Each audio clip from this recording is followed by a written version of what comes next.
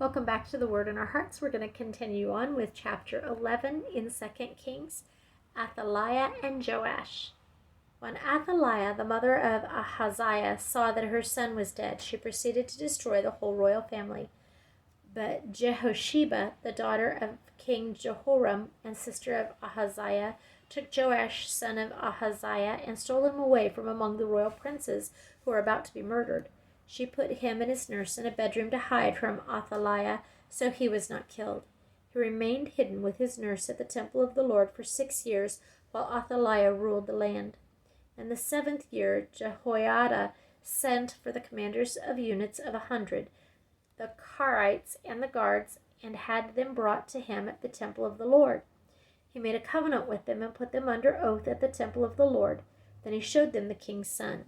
He commanded them, saying, "This is what you are to do. You who are in 3 companies that are going on duty on the Sabbath, a third of you guard the royal palace, a third at the Sur gate, and a third at the gate behind the guard, who take turns guarding the temple. And you who are in the other 2 companies that normally go off Sabbath duty are all to guard the temple for the king. Station yourselves around the king, each man with his weapon in his hand. Anyone who approaches your ranks must be put to death. Stay close to the king wherever he goes." The commanders of units of 100 did just as Jehoiada the priest ordered. Each one took his men, those who were going on duty on the Sabbath and those who were going off duty, and came to Jehoiada the priest. Then he gave the commanders the spears and shields that had belonged to King David and that were in the temple of the Lord. The guards, each with his weapon in hand, stationed themselves around the king near the altar and the temple, from the south side to the north side of the temple. Jehoiada brought out the king's son and put the crown on him. He presented him with a copy of the covenant and proclaimed him king. They anointed him, and the people clapped their hands and shouted, "Long live the king!" When Athaliah heard the noise made by the guards and the people, she went to the people at the temple of the Lord. She looked, and there was the king standing by the pillar, as the custom was. The officers and the trumpeters were beside the king, and all the people of the land were rejoicing and blowing trumpets. Then Athaliah tore her robes and called out, "Treason! Treason!" Jehoiada the priest ordered the commanders of units of 100, who were in charge of the troops, "Bring her out between the ranks and put to the sword anyone who follows her." For the priest had said, "She must not be put to death in the temple of the Lord." So they seized her as she reached the place where the horses enter the palace grounds, and there she was put to death. Jehoiada then made a covenant between the Lord and the king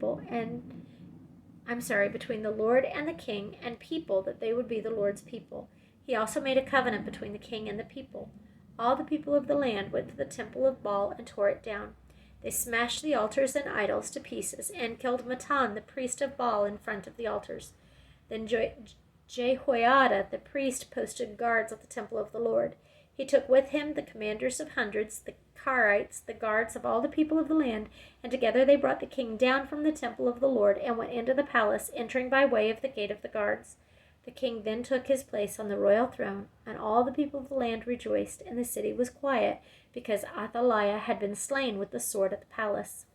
Joash was 7 years old when he began to reign. Chapter 12. Joash repairs the temple. In the 7th year of Jehu, Joash became king, and he reigned in Jerusalem 40 years. His mother's name was Zibiah. She was from Beersheba. Joash did what was right in the eyes of the Lord all the years Jehoiada the priest instructed him. The high places, however, were not removed. The people continued to offer sacrifices and burnt incense there. Joash said to the priests, "Collect all the money that is brought as sacred offerings to the temple of the Lord, the money collected in the census, the money received from personal vows, and the money brought voluntarily to the temple. Let every priest receive the money from one of the treasurers, and let it be used to repair whatever damage is found in the temple." But by the 23rd year of King Joash, the priests still had not repaired the temple. Therefore King Joash summoned Jehoiada the priest and the other priests and asked them, "Why aren't you repairing the damage done to the temple? Take no more money from your treasurers, but hand it over for repairing the temple." The priests agreed that they would not collect any more money from the people, and that they would not repair the temple themselves. Jehoiada the priest took a chest and bored a hole in its lid. He placed it beside the altar on the right side as one enters the temple of the Lord. The priests who guarded the entrance put into the chest all the money that was brought to the temple of the Lord. Whenever they saw that there was a large amount of money in the chest, the royal secretary and the high priest came, counted the money that had been brought into the temple of the Lord, and put it into bags.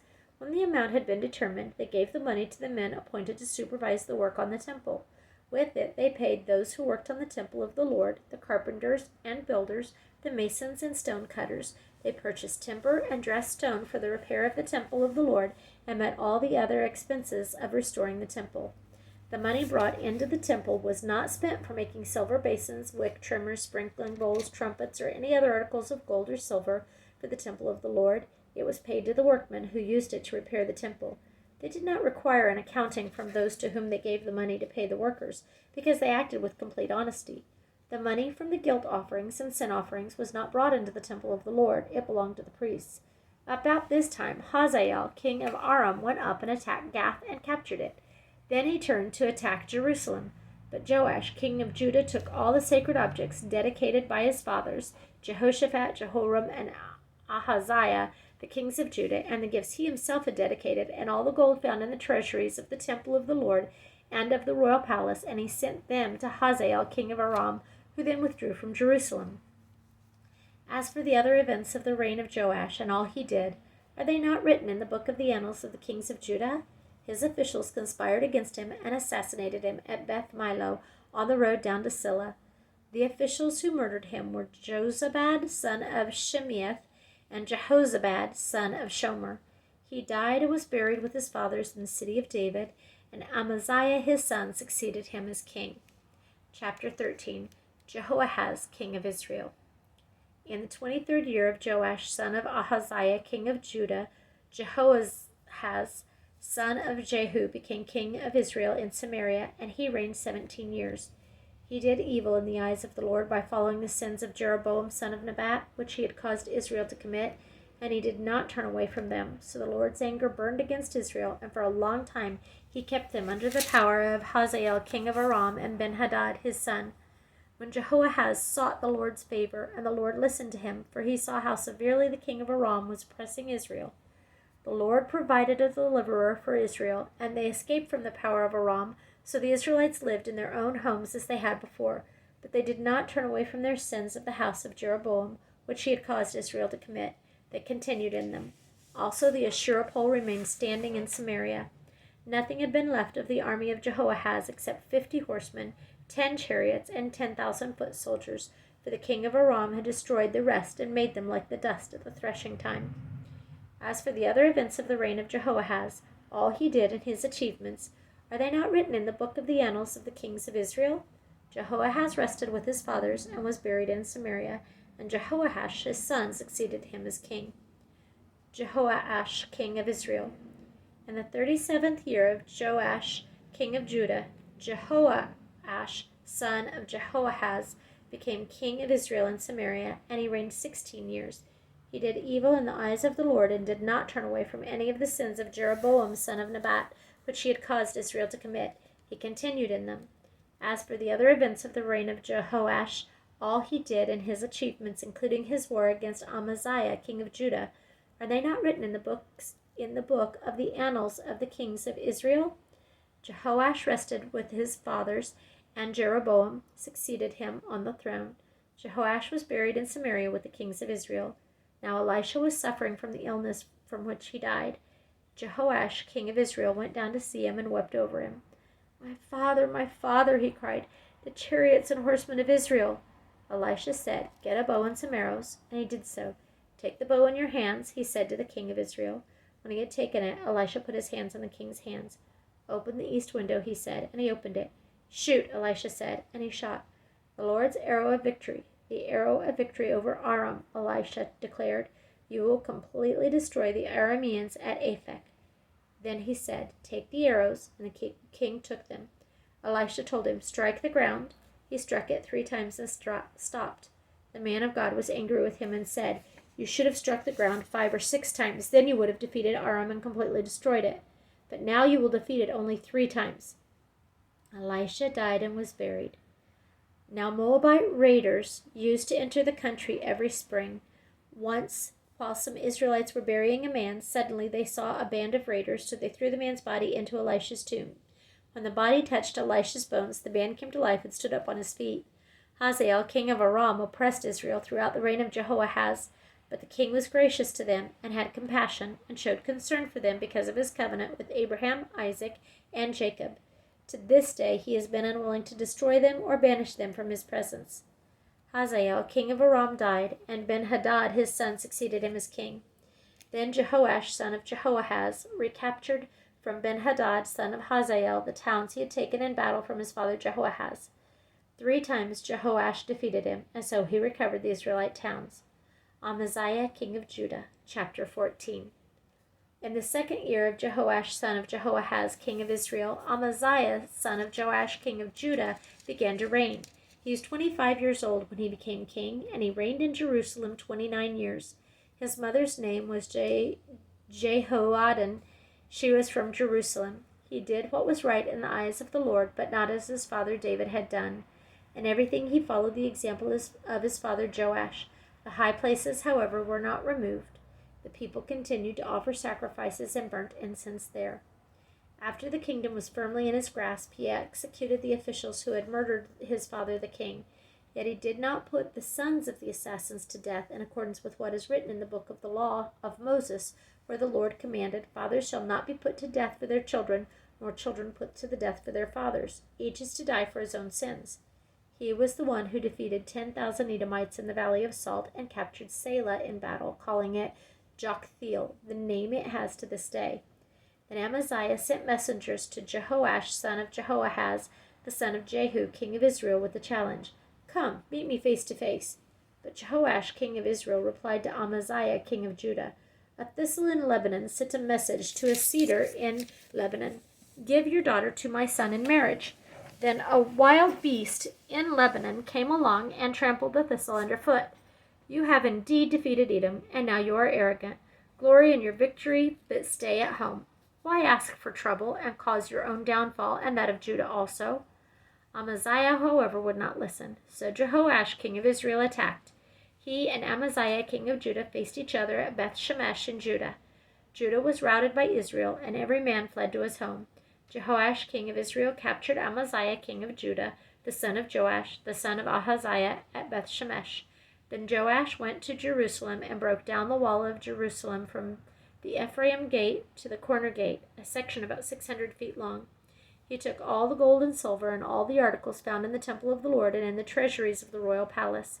He also took hostages and returned to Samaria. As for the other events of the reign of Jehoash, what he did and his achievements, including his war against Amaziah, king of Judah, are they not written in the book of annals of the kings of Israel? Jehoash rested with his fathers and was buried in Samaria with the kings of Israel, and Jeroboam his son succeeded him as king. Amaziah, son of Joash, king of Judah, lived for 15 years after the death of Jehoash, son of Jehoahaz, king of Israel. As for the other events of Amaziah's reign, are they not written in the book of the annals of the kings of Judah? They conspired against him in Jerusalem, and he fled to Lachish, but they sent men after him to Lachish and killed him there. He was brought back by horse and was buried in Jerusalem with his fathers in the city of David. Then all the people of Judah took Azariah, who was 16 years old, and made him king in place of his father Amaziah. He was the one who rebuilt Elath and restored it to Judah after Amaziah rested with his fathers. Jeroboam II, king of Israel. In the 15th year of Amaziah, son of Joash, king of Judah, Jeroboam, son of Jehoash, king of Israel, became king in Samaria, and he reigned 41 years. He did evil in the eyes of the Lord, and did not turn away from any of the sins of Jeroboam, son of Nebat, which he had caused Israel to commit. He was the one who restored the boundaries of Israel from Lebo Hamath to the Sea of Arabah, in accordance with the word of the Lord, the God of Israel, spoken through his servant Jonas, son of Amittai, the prophet from Gath-hepher. The Lord had seen how bitterly everyone in Israel, whether slave or free, was suffering. There was no one to help them, and since the Lord had not said he would blot out the name of Israel from under heaven, he saved them by the hand of Jeroboam, son of Jehoash. As for the other events of Jeroboam's reign, all he did and all his military achievements, including how he recovered for Israel both Damascus and Hamath, which had belonged to Yaudi, are they not written in the book of the annals of the kings of Israel? Jeroboam rested with his fathers, the kings of Israel, and Zechariah his son succeeded him as king. Azariah, king of Judah. And this starts chapter 15. In the 26th year of Jeroboam, king of Israel, Azariah, son of Amaziah, king of Judah, began to reign. He was 16 years old when he became king, and he reigned in Jerusalem 52 years. His mother's name was Jecholiah. She was from Jerusalem. He did what was right in the eyes of the Lord, just as his father Amaziah had done. The high places, however, were not removed. The people continued to offer sacrifices and burnt incense there. The Lord afflicted the king with leprosy until the day he died, and he lived in a separate house. Jotham, the king's son, had charge of the palace and governed the people of the land. As for the other events of Azariah's reign and all he did, are they not written in the book of the annals of the kings of Judah? Azariah rested with his fathers and was buried near them in the city of David, and Jotham his son succeeded him as king. Zechariah, king of Israel. In the 38th year of Azariah, king of Judah, Zechariah, son of Jeroboam, became king of Israel in Samaria, and he reigned 6 months. He did evil in the eyes of the Lord, as his fathers had done. He did not turn away from the sins of Jeroboam, son of Nebat, which he had caused Israel to commit. Shallum, son of Jabesh, conspired against Zechariah. He attacked him in front of the people, assassinated him, and succeeded him as king. The other events of Zechariah's reign are written in the book of the annals of the kings of Israel. So the word of the Lord spoken to Jehu was fulfilled. Your descendants, there we go. Your descendants will sit on the throne of Israel to the 4th generation. Shallum, king of Israel. Shallum, son of Jabesh, became king in the 39th year of Uzziah, king of Judah, and he reigned in Samaria 1 month. Then Menahem, son of Gadi, went from Tirzah up to Samaria. He attacked Shallum, son of Jabesh, in Samaria, assassinated him, and succeeded him as king. The other events of Shallum's reign and the conspiracy he led are written in the book of the annals of kings of Israel. At that time, Menahem starting out from Tirzah, attacked Tifsah and everyone in the city and its vicinity because they refused to open their gates. He sacked Tifsah and ripped open all the pregnant women. Menahem, king of Israel. In the 39th year of Azariah, king of Judah, Menahem, son of Gadi, became king of Israel, and he reigned in Samaria 10 years. He did evil in the eyes of the Lord during his entire reign. He did not turn away from the sins of Jeroboam, son of Nebat, which he had caused Israel to commit. Then Pul, king of Assyria, invaded the land, and Menahem gave him 1,000 talents of silver to gain his support and strengthen his own hold on the kingdom. Menahem exacted this money from Israel. Every wealthy man had to contribute 50 shekels of silver to be given to the king of Assyria. So the king of Assyria withdrew and stayed in the land no longer. As for the other events of Menahem's reign and all he did, are they not written in the book of the annals of the kings of Israel? Menahem rested with his fathers, and Pekahiah his son succeeded him as king. Pekahiah, king of Israel. In the 50th year of Azariah, king of Judah, Pekahiah, son of Menahem, became king in Israel in Samaria, and he reigned 2 years. Pekahiah did evil in the eyes of the Lord. He did not turn away from the sins of Jeroboam, son of Nebat, which he had caused Israel to commit. One of his chief officers, Pekah, son of Remaliah, conspired against him, taking 50 men of Gilead with him. He assassinated Pekahiah along with Argob and Ariah in the citadel of the royal palace of Samaria. So Pekah killed Pekahiah and succeeded him as king. The other events of Pekahiah's reign and all he did are written in the book of the annals of the kings of Israel. Pekah, king of Israel. In the 52nd year of Azariah, king of Judah, Pekah, son of Remaliah, became king of Israel in Samaria. He reigned 20 years. He did evil in the eyes of the Lord. He did not turn away from the sins of Jeroboam, son of Nebat, which he had caused Israel to commit. In the time of Pekah, king of Israel, Tiglath-Pileser, king of Assyria, came and took Ijon, Abel-Beth-Maachah, Janoah, Kadesh, and Hazor. He took Gilead and Galilee, including all the land of Naphtali, and deported the people to Assyria. Then Hoshea, son of Elah, conspired against Pekah, son of Remaliah. He attacked and assassinated him, and then succeeded him as king in the 20th year of Jotham, son of Uzziah. As for the other events of Pekah's reign and all he did, are they not written in the book of the annals of the kings of Israel? Jotham, king of Judah. In the 2nd year of Pekah, son of Remaliah, king of Israel, Jotham, son of Uzziah, king of Judah, began to reign. He was 25 years old when he became king, and he reigned in Jerusalem 16 years. His mother's name was Jerusha, daughter of Zadok. He did what was right in the eyes of the Lord, just as his father Uzziah had done. The high places, however, were not removed. The people continued to offer sacrifices and burn incense there. Jotham rebuilt the upper gate of the temple of the Lord. As for the other events of Jotham's reign and what he did, are they not written in the book of the annals of the kings of Judah? In those days the Lord began to send Rezin, king of Aram, and Pekah, son of Remaliah, against Judah. Jotham rested with his fathers, and was buried with them in the city of David, the city of his father, and Ahaz his son succeeded him as king. Chapter 16. Ahaz, king of Judah. In the 17th year of Pekah, son of Remaliah, Ahaz, son of Jotham, king of Judah, began to reign. Ahaz was 20 years old when he became king, and he reigned in Jerusalem 16 years. Unlike David his father, he did not do what was right in the eyes of the Lord his God. He walked in the ways of the kings of Israel, and even sacrificed his son in the fire,